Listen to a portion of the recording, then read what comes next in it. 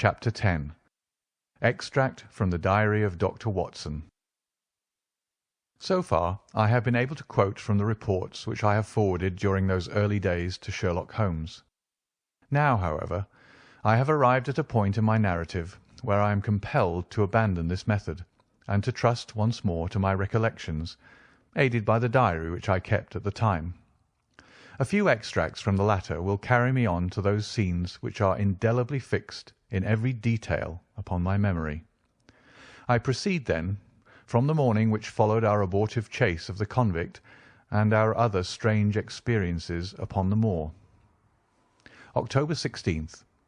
A dull and foggy day with a drizzle of rain. The house is banked in with rolling clouds, which rise now and then to show the dreary curves of the moor, with thin silver veins upon the sides of the hills, and the distant boulders gleaming where the light strikes upon their wet faces. It is melancholy outside and in. The baronet is in a black reaction after the excitements of the night. I am conscious myself of a weight at my heart, and a feeling of impending danger, ever-present danger, which is the more terrible because I am unable to define it. And have I not cause for such a feeling? Consider the long sequence of incidents which have all pointed to some sinister influence which is at work around us. There is the death of the last occupant of the hall, fulfilling so exactly the conditions of the family legend, and there are the repeated reports from peasants of the appearance of a strange creature upon the moor. Twice I have with my own ears heard the sound which resembled the distant baying of a hound. It is incredible, impossible, that it should really be outside the ordinary laws of nature. A spectral hound, which leaves material footmarks and fills the air with its howling, is surely not to be thought of. Stapleton may fall in with such a superstition, and Mortimer also, but if I have one quality upon earth, it is common sense, and nothing will persuade me to believe in such a thing. To do so would be to descend to the level of these poor peasants, who are not content with a mere fiend dog, but must needs describe him with hell-fire shooting from his mouth and eyes. Holmes would not listen to such fancies, and I am his agent. But facts are facts, and I have twice heard this crying upon the moor. Suppose that there were really some huge hound loose upon it. That would go far to explain everything. But where could such a hound lie concealed? Where did it get its food? Where did it come from? How was it that no one saw it by day? It must be confessed that the natural explanation offers almost as many difficulties as the other. And always, apart from the hound, there is the fact of the human agency in London, the man in the cab, and the letter which warned Sir Henry against the moor. This at least was real. But it might have been the work of a protecting friend as easily as of an enemy. Where is that friend or enemy now? Has he remained in London, or has he followed us down here? Could he be the stranger whom I saw upon the tor? It is true that I have had only the one glance at him, and yet there are some things to which I am ready to swear. He is no one whom I have seen down here, and I have now met all the neighbours. The figure was far taller than that of Stapleton, far thinner than that of Frankland. Barrymore it might possibly have been, but we had left him behind us, and I am certain that he could not have followed us. A stranger, then, is still dogging us, just as a stranger dogged us in London. We've never shaken him off. If I could lay my hands upon that man, then at last we might find ourselves at the end of all our difficulties. To this one purpose I must now devote all my energies. My first impulse was to tell Sir Henry all my plans. My second and wisest one is to play my own game and speak as little as possible to anyone. He is silent and distrait. His nerves have been strangely shaken by that sound upon the moor. I will say nothing to add to his anxieties, but I will take my own steps to attain my own end. We had a small scene this morning after breakfast. Barrymore asked leave to speak with Sir Henry, and they were closeted in his study some little time. Sitting in the billiard-room, I more than once heard the sound of voices raised, and I had a pretty good idea what the point was which was under discussion. After a time, the baronet opened his door and called for me. "Barrymore considers that he has a grievance," he said. "He thinks that it was unfair on our part to hunt his brother-in-law down when he, of his own free will, had told us the secret." The butler was standing very pale, but very collected before us. "I may have spoken too warmly, sir," said he, "and if I have, I am sure that I beg your pardon. At the same time, I was very much surprised when I heard you two gentlemen come back this morning and learned that you had been chasing Selden. The poor fellow has enough to fight against without my putting more upon his track." "If you told us of your own free will, well, it would have been a different thing," said the baronet. "You only told us, or rather your wife only told us, when it was forced from you, and you could not help yourself." "I didn't think you would have taken advantage of it, Sir Henry. Indeed, I didn't." "The man is a public danger. There are lonely houses scattered over the moor, and he is a fellow who would stick at nothing. You would only want to get a glimpse of his face to see that. Look at Mr. Stapleton's house, for example, with no one but himself to defend it. There's no safety for anyone until he's under lock and key." "He'll break into no house, sir. I give you my solemn word upon it. But he will never trouble anyone in this country again. I assure you, Sir Henry, that in a very few days the necessary arrangements will have been made, and he will be on his way to South America. For God's sake, sir, I beg of you not to let the police know that he's still on the moor. They've given up the chase there, and he can lie quiet until the ship is ready for him. You can't tell on him without getting my wife and me into trouble. I beg you, sir, to say nothing to the police." "What do you say, Watson?" I shrugged my shoulders. If he was safely out of the country, it would relieve the taxpayer of a burden. "But how about the chance of his holding someone up before he goes?" "He would not do anything so mad, sir. We have provided him with all that he can want. To commit a crime would be to show where he was hiding." "That is true," said Sir Henry. "Well, Barrymore?" "God bless you, sir, and thank you for my heart. It would have killed my poor wife had he been taken again." "I guess we are aiding and abetting a felony, Watson. But after what we've heard, I don't feel as if I could give the man up. So there's an end to it. All right, Barrymore, you can go." With a few broken words of gratitude, the man turned, but he hesitated and then came back. "You've been so kind to us, sir, that I should like to do the best I can for you in return. I know something, Sir Henry, and perhaps I should have said it before, but it was long after the inquest that I found it out. I've never breathed a word about it yet to mortal man. It's about poor Sir Charles's death." The baronet and I were both upon our feet. "Do you know how he died?" "No, sir, I don't know that." "What then?" "I know why he was at the gate at the hour. It was to meet a woman." "To meet a woman? He?" "Yes, sir." "And the woman's name?" "I can't give you the name, sir, but I can give you the initials. Her initials were L.L." "How do you know this, Barrymore?" "Well, Sir Henry, your uncle had a letter that morning. He had usually a great many letters, but he was a public man and well known for his kind heart, so that everyone who was in trouble was glad to turn to him.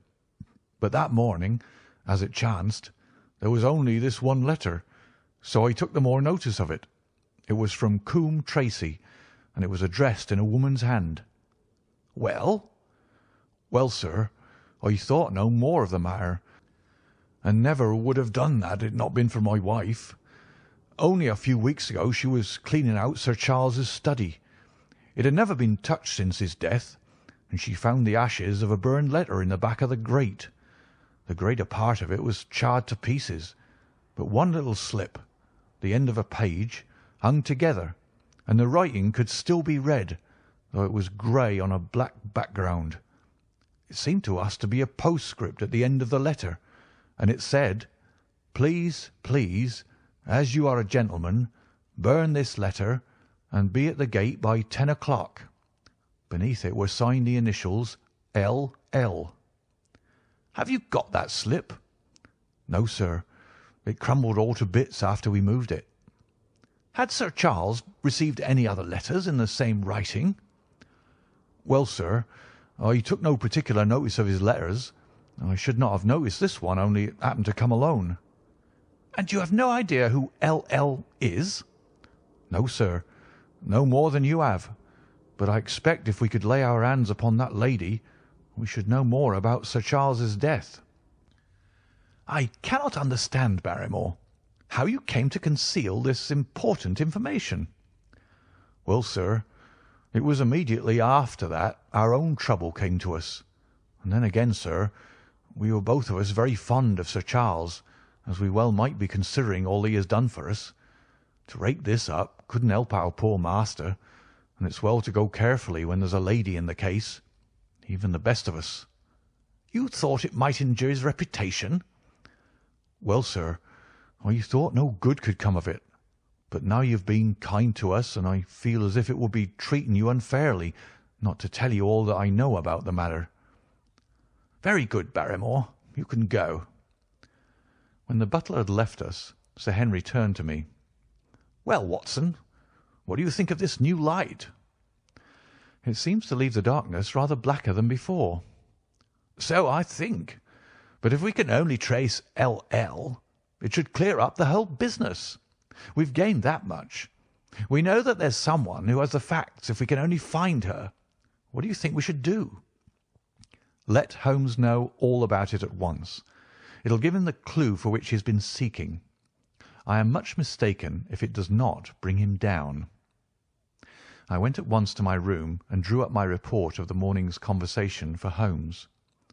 It was evident to me that he had been very busy of late, for the notes which I had from Baker Street were few and short, with no comments upon the information which I had supplied, and hardly any reference to my mission. No doubt his blackmailing case is absorbing all his faculties. And yet this new factor must surely arrest his attention and renew his interest. I wish that he were here. October 17th. All day today the rain poured down, rustling on the ivy and dripping from the eaves. I thought of the convict out upon the bleak, cold, shelterless moor. Poor devil! Whatever his crimes, he's suffered something to atone for them. And then I thought of that other one, the face in the cab, the figure against the moon. Was he also out in that deluge, the unseen watcher, the man of darkness? In the evening I put on my waterproof, and I walked far upon the sodden moor, full of dark imaginings, the rain beating upon my face and the wind whistling about my ears. God help those who wander into the great mire now, for even the firm uplands are becoming a morass. I found the black tor upon which I had seen the solitary watcher, and from its craggy summit I looked out myself across the melancholy downs. Rain squalls drifted across their russet face, and the heavy slate-coloured clouds hung low over the landscape, trailing in grey wreaths down the sides of the fantastic hills. In the distant hollow on the left, half hidden by the mist, the two thin towers of Baskerville Hall rose above the trees. They were the only signs of human life which I could see, save only those prehistoric huts which lay thickly upon the slopes of the hills. Nowhere was there any trace of that lonely man whom I had seen on the same spot 2 nights before.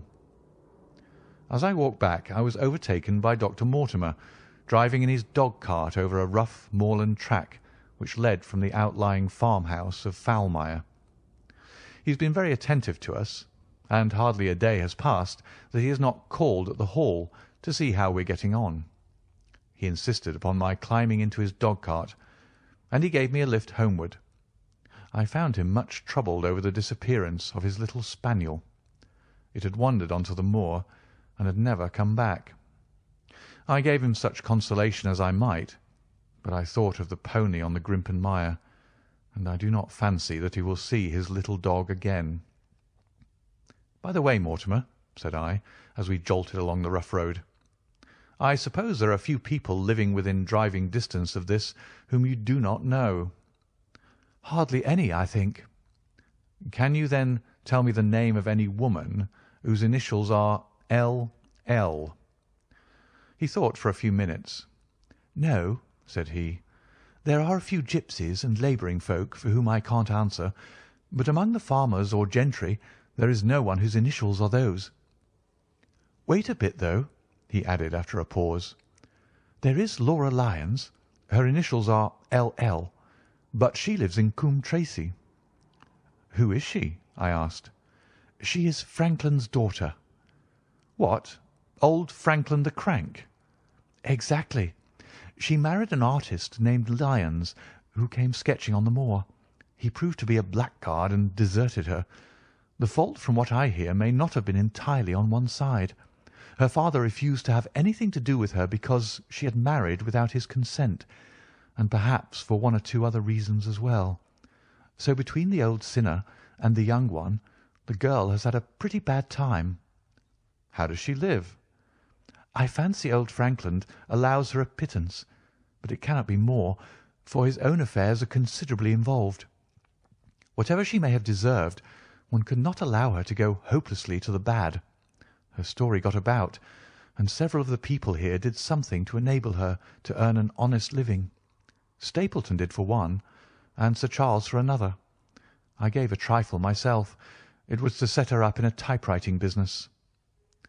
He wanted to know the object of my inquiries, but I managed to satisfy his curiosity without telling him too much, for there is no reason why we should take anyone into our confidence. Tomorrow morning I shall find my way to Coombe Tracey, and if I can see this Mrs. Laura Lyons, of equivocal reputation, a long step will have been made towards clearing one incident in this chain of mysteries.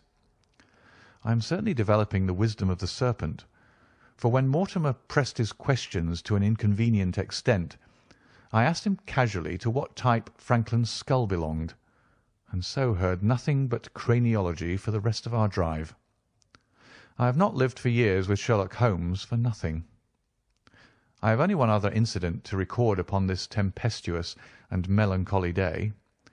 This was my conversation with Barrymore just now, which gives me one more strong card which I can play in due time. Mortimer had stayed to dinner, and he and the baronet played écarté afterwards. The butler brought me my coffee into the library, and I took the chance to ask him a few questions. "Well," said I, "has this precious relation of yours departed, or is he still lurking out yonder?" "I don't know, sir. I hope to heaven that he's gone, for he's brought nothing but trouble here. I've not heard of him since I left our food for him last, and that was 3 days ago."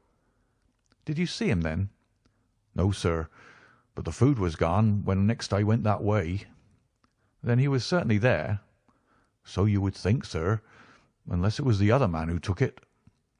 I sat with my coffee cup halfway to my lips and stared at Barrymore. "You know that there is another man, then?" "Yes, sir. There is another man upon the moor." "Have you seen him?" "No, sir." "How do you know of him, then?" "Selden told me of him, sir, a week ago or more. He's in hiding too, but he's not a convict as far as I can make out. I don't like it, Dr. Watson. I tell you straight, sir, that I don't like it." He spoke with a sudden passion of earnestness. "Now listen to me, Barrymore. I have no interest in this matter but that of your master. I have come here with no object except to help him. Tell me frankly, what is it that you don't like?" Barrymore hesitated for a moment, as if he regretted his outburst, or found it difficult to express his own feelings in words. "It's all these goings-on, sir," he cried at last, waving his hand towards the rain-lashed window which faced the moor. "There's foul play somewhere, and there's black villainy brewing. To that I'll swear. Very glad I should be, sir, to see Sir Henry on his way back to London again." "But what is it that alarms you?" Look at Sir Charles's death. That was bad enough. For all that the coroner said, look at the noises on the moor at night. There's not a man who would cross it after sundown if he was paid for it. Look at this stranger hiding out yonder and watching and waiting. What's he waiting for? What does it mean? It means no good to anyone of the name of Baskerville, and very glad I shall be to quit of it all in the day that Sir Henry's new servants are ready to take over the hall." "But about this stranger," said I. "Can you tell me anything about him? What did Selden say? Did he find out where he hid, or what he was doing?" "He saw him once or twice, but he's a deep one and gives nothing away. At first he thought that he was the police, but soon he found that he had some lay of his own. A kind of gentleman he was, as far as he could see, but what he was doing he could not make out." "And where did he say that he lived?" "Among the old houses on the hillside, the stone huts where the old folk used to live." "But how about his food?" "Selden found out that he has got a lad who works for him and brings all he needs. I dare say he goes to Coombe Tracey for what he wants." "Very good, Barrymore. We may talk further of this some other time." When the butler had gone, I walked over to the black window, and I looked through a blurred pane at the driving clouds and at the tossing outline of the wind-swept trees. It is a wild night indoors, and what must it be in Stone Hut upon the moor? What passion of hatred can it be which leads a man to lurk in such a place at such a time? And what deep and earnest purpose can he have which calls for such a trial? There in that hut upon the moor seems to lie the very centre of that problem which has vexed me so sorely. I swear that another day shall not have passed before I have done all that man can do to reach the heart of the mystery.